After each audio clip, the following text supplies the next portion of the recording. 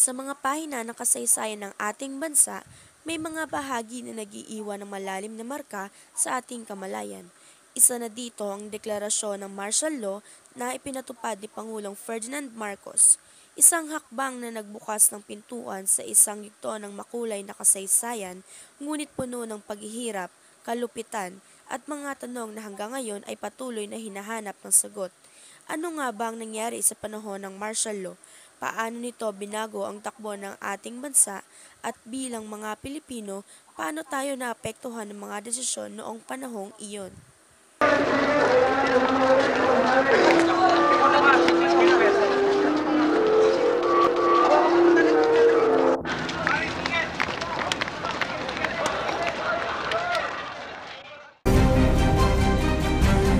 Isinilang si Ferdinand Marcos noong Setyembre 11, 1917 sa Ilocos Norte. Kilala ang pamilya Marcos bilang makapangyarihan at may mataas na impluwensya sa kanilang probinsya. Siya ay naging isang tanyag na abogado, sundalo noong ikalawang digmaang pangdaigdig at kalaunan ay pumasok sa politika bilang kongresista, senador at sa huli, pangulo. Noong 1965, nahalal siyang Pangulo ng Pilipinas. Sa simula, siya ay tanyag dahil sa kanyang mga proyekto tulad ng Maharlika Highway at Cultural Center of the Philippines. Ngunit sa likod ng kanyang mga nagawa ay may mga akusasyon ng katiwalian, pandaraya at pang-aabuso sa kapangyarihan. Ang mga ito ang nagbunsod ng pagdeklara ng martial law. Ano nga ba ang martial law? Ang batas militar ay isang paraan na ginagamit ng isang pamahalaan upang ipataw ang direktang kontrol ng militar sa sibilyang populasyon, karaniwang sa panahon ng matinding krisis o kaguluhan. Ito ang dinanas ng mga Pilipino sa panahon ni dating Pangulong Ferdinand Marcos na idineklara ang batas militar noong Setyembre 21, 1972 sa bisa ng proklamasyon bilang 1081. Ayon kay Marcos, ang pangunahing layunin ng batas militar ay ang panatilihin ang kaayusan sa gitna ng lumalalang banta ng komunismo, insureksyon at iba't ibang uri ng kaguluhan sa bansa. Sinabi ni Marcos na ito'y hakbang upang protektahan ang republika, sugpuin ang karahasan at isulong ang kaunlaran ng Pilipinas. Ngunit sa kabila ng lahat ng ito, hindi maikakailan na ang batas militar ay nagdulot ng malawak na pang-aabuso sa karapatang pantao, korupsyon at panunupil sa kalayaan ng mga mamamayan. 70,000 tao ang naaresto, kabilang narito ang mga aktivista, lider ng oposisyon, mamamahayag at mga ordinaryong mamamayan na hinihinalang kritiko ng rehimen. Karamihan sa kanila ay inaresto nang wala sa tamang proseso ng batas. 3,240 tao naman ang dokumentadong pinaslang ayon sa Amnesty International. 884 na katao ang inulat na nasapilitang dinukot o nawawala at hindi na muling natagpuan. 34,000 katao ang naitalang biktima ng torture, kasama na dito ang pisikal, emosyonal at sexual na pang-aabuso na isinagawa sa pilitan o kampo ng militar. At halos libu-libong magsasaka ang nawala ng ari-arian dahil sa proyektong pang-imprastruktura ng rehimen.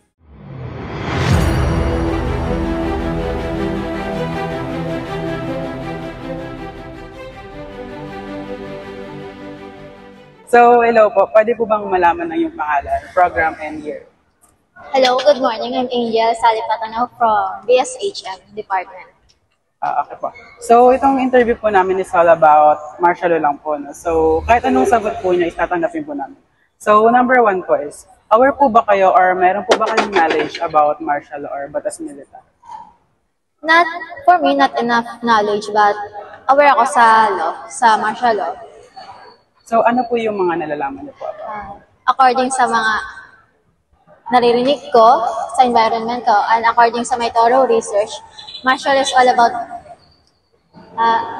batas na pinabatas ni Ferdinand Sr. Marcos nung panahorang diktatorya niya, which is maraming bilang ng mga tao ang namatay, nakulong, dinakip, to be able to prevent what he is called na mga pagkalat ng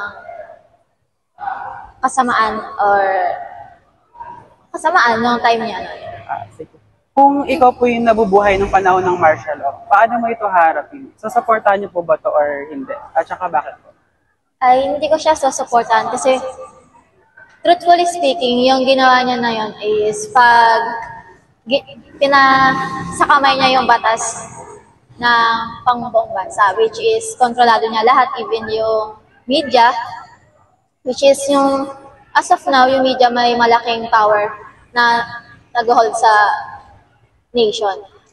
Hindi ko siya susuportahan kasi against yun sa human rights. I feel na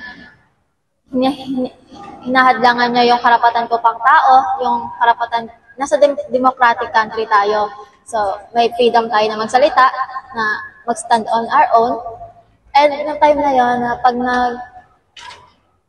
stand ka on your own, ang tingin nila sa'yo ay aktivista ka, terorista ka, which is not because how come na dadakipin mo ako sa sarili kong country just because I stand on my rights towards sa mga injustice and inhumane activities.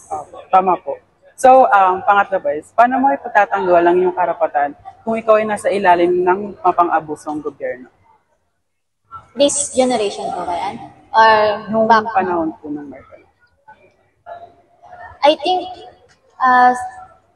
magjo-join ako sa mga tao na sabihin man nila na terorista kami, aktivista kami, is because pinaglalaban namin yung rights natin. Tumatayo kami sa mga tao na, mga takot na lumaban. We're here to face the government. Kaya may aktivista dahil may mali sa pamamalakad ng gobyerno, which is dapat na hindi mangyari kasi nga ang government dapat maayos ang pakikitungo sa batas ng mga batas. Inaalagaan nila yung karapatang pantao at yung buhay ng tao. Opo. So, last question po is, paano mo ituturo sa susunod na henerasyon ang mga aral ng martial law upang hindi ito maulit?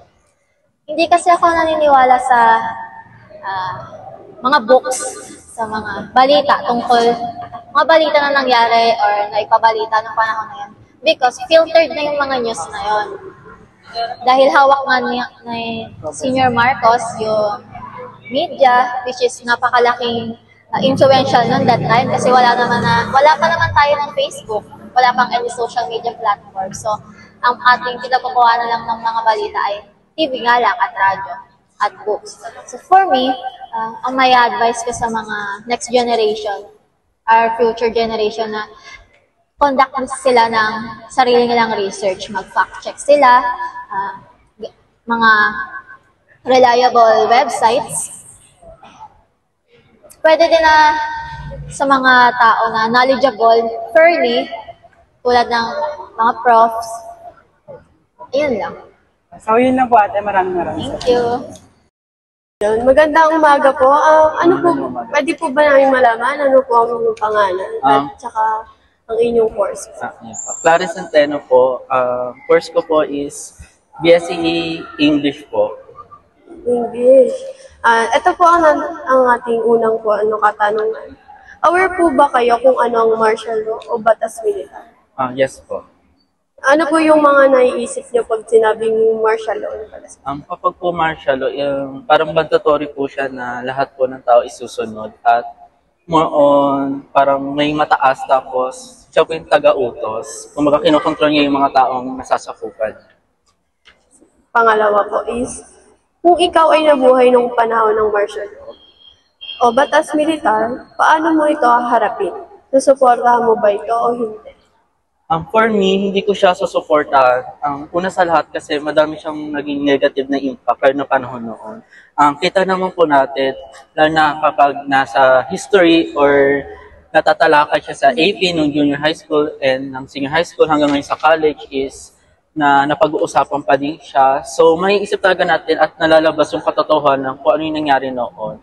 At napakalaki ng negative na impact niya, kaya for me, hindi ko siya susuportahan. Pangatlo, paano mo ipapagtanggol ang iyong karapatan kung ikaw ay nasa ilalim ng isang mapanupil o mapang-abuso ng gobyerno? Dahil nga sa panahon natin ngayon is kailangan natin mag-voice out. So, pinaka-importante siya for me na huwag tayong matakot or huwag tayong magdalawang isip as long as alam natin karapatan natin at kung ano yung deserve natin bilang isang tao at isang Pinoy, kailangan natin siya ipaglaban.